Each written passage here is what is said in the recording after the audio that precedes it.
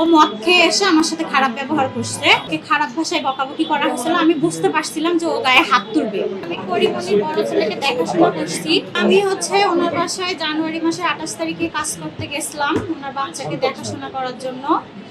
তো আমি ফেব্রুয়ারি মাসের বেতন আমাকে দিছে, আর মার্চ মাসে যে আমি ডিউটি করছি, তো ওনার খালাতো বোন খালা ওনার বাসায় আসছিল আর কি বেড়াইতে। আসার পরে আমাদের কাজের লোকের জন্য আর কি শ্যাম্পু কিনে আনা হয়েছিল। সেই শ্যাম্পুটা পরিমণির বাথরুমে পরিমণি রাখছিল। রাখার পরে ওনার খালাতো বোন নিয়ে এসে ইউজ করছিল শ্যাম্পুটা। ওইটা করার জন্য আমাকে সে খারাপ ভাষা করে বকাবকি করছিল। পরে আমি বলছি, আপু এই বিষয়ে আমি কিছু জানি না। পরে ও আমাকে বলে কি, খারাপ ভাষায় আমাকে বলছে কি, যদি তুই কথার উপরে কথা বলিস তোর গায়ে হাত তুলবো, চুপ থাক। পরে ওনার বাসায় আরেকটা মেয়ে ছিল, বৃষ্টি নাম, পুরাতন মেয়ে। ওকে বলে কি, বৃষ্টি তুই খারাপ ভাষায় বলছে। আমি ওগুলো আর বললাম না। দেশ জুড়ে তোলপা ওয়ালটন ফ্রিজ কিনে আপনিও হয়ে যেতে পারেন মিলেনিয়ার। কি যে ওই মেয়েটাকে বলছে কি, বৃষ্টি কাল সকালবেলা ওই মাগিরে বের করে দিবে। তখন আমি বলছিলাম কি যে ও একটা কাজের লোক, আমিও একটা কাজের লোক, ও আমাকে বের করে দিবে কেন, আমি নিজেই চলে যাব। এরকম খারাপ ভাষা করলে আমি থাকবো না। পরের দিনে সেই দিনই আর কি ভোর 4টার সময় এগুলো বকাবকি মার্চ মাসের 14 তারিখে সকালবেলা এগুলো 4টার দিকে বকাবকি। পরে আমি দুপুর 12টার দিকে আমাকে বের করে দেওয়া হয়েছে বেতন ছাড়া।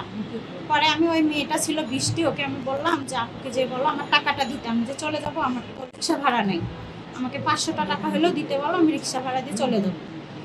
তো বৃষ্টি যে বলছে আপু ওর টাকা চাচ্ছে। তখন পরিমণি বলছে কি যে দিছে তার কাছ থেকে নিতে বলিস। তখন আমি বাসা থেকে আমাকে বের করে দেওয়া হলো টাকা ছাড়া। আমি নিচে যে আমাকে দিছে তার কাছে আমি ফোন করছি যে ভাইয়া আমাকে টাকা ছাড়া বের করে দিল, আপনার কাছ থেকে নিতে বলছে, তো আপনি টাকাটা আমাকে নিয়ে দেন, না হলে আসেন আমি চলে যাব। সে বলছে আমি আসতে পারবো না, তুমি টাকা ছাড়া বের হইলা কেন? তো আমি বলছি ও তো খারাপ ব্যবহার করতেছে, গায়ে হাত তুলবে। তো আমি কি ওর গায়ে হাত তোলার করবো? আমি তো বের হয়ে নিচে আসছি, গ্যারেজে বসে আসছি। আপনি ওনাকে ফোন দিয়ে, ওনার ম্যানেজারকে ফোন দিয়ে আমার টাকাটা দিতে বলেন। পরে টাকাটা দিল না, আমি বাড়িতে চলে গেলাম গ্রামে। তো সামনে ঈদ, ওনার শুটিং এর ম্যানেজার নাকি তুরহান, তার নাম্বার আছে আমার কাছে। আর আমাকে যে এজেন্ট দিচ্ছে কাদের, ওনার কাছে আমি অনেকবার ফোন করছি যে ভাইয়া আমি চলে আসছি, গরিব মানুষ, আমার 2টা বাচ্চা আছে, 2টা ছেলে, সামনে ঈদ, আমি একটু বাচ্চাদের কেনাকাটা করবো, আমার টাকাটা যদি দেয় আমার খুব উপকার হয়। তো এজেন্টটা বলে কি যে তুমি ফোন দাও, তুমি ফোন দিয়ে তোমার টাকা চাও। তাই আমি তখন বললাম কেন, আপনি তো আমাকে দিয়ে আসছেন, আপনি 5,000 টাকা নিয়ে আসছেন, যেরকম আপনার টাকাটার দরকার এরকম টাকাটার আমারও দরকার। তো আপনি ফোন দিয়ে বলবেন, আমি কেন বলবো? আপনার কাছ থেকে টাকা আমাকে নিতে বলছে, আমি আপনাকেই ফোন দিয়ে ডিস্টার্ব করবো? তো উনি ফোন দিলে ওনার মেয়েকে ফোন দেয় ধরতে, ওনার বউ ফোন ধরে বলে কি উনি বাসায় নাই, দোকানে গেছে চা খাইতে, উনি ঘুমাচ্ছে, ওনাকে এখন ডাকা যাবে না। পরে পরিমণির যে ম্যানেজার আছে শুটিং এর তুরহান, ওকে আমি ফোন দিয়ে অনেক কয়দিন বলছি যে ভাইয়া আমার টাকাটা দেন। উনি শুধু বলে কি হ্যাঁ আপু আমি টাকা দিব, আপু টাকা দিয়ে দিবে, আপু ভালো মানুষ, আপু টাকা দিয়ে দিবে, আপু টাকা নিয়ে সমস্যা করবে না। আমি বলছি কবে? বলছে একটু 2 দিন সময় দেয়। 2 দিন সময় দিতে দিতে 3 মাস চলেই গেল। পরে ওনাকে ফোন দিলে উনি বলে আজকে না কালকে, কালকে না পরশু, পরশু না পরশু, এরকম করে ওনার সাথে আমার অনেক কথা হয়েছে, ফোনে রেকর্ড করা আছে আমার। পরে মাঝখানে উনি আমাকে বলে কি আপনি সাংবাদিকের কাছে বললেন কেন?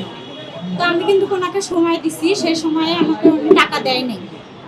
টাকা না দেওয়ার পরে সাংবাদিক আমাকে ফোন করছে, আমি সাংবাদিকের কাছে বলছি যে ভাইয়া হ্যাঁ আমি যে সমস্যা এগুলো বলছি, আমাকে এই জন্য টাকা দেওয়া হয়নি। আমি তো ওনার কোনো ক্ষতি করি নাই, আমি ওনার বাসায় কোনো ক্ষতি করি নাই, বা উনিও আমার ক্ষতি করে নাই। আমার ভালো লাগে না সে আমাকে টাকা দিয়ে বের করে দিত। আর কাউকে বের করে দিলে কিন্তু 3 মাসের বেতন একবারে দিয়ে বের করে দিতে হয়। ওকে খারাপ ভাষায় বকাবকি করা হয়েছিল। আমি বুঝতে পারছিলাম যে ও গায়ে হাত তুলবে, ও মদ খেয়ে এসে আমার সাথে খারাপ ব্যবহার করছে। তো আমি বোঝার সাথে সাথে ওখান থেকে বের হয়েছি যাতে আমার গায়ে হাত তোলা হয় না। পরে আমি চলে আসার সময় পিঙ্কিকে বলে আসছি, কারণ পিঙ্কির আগে আমি গেছিলাম।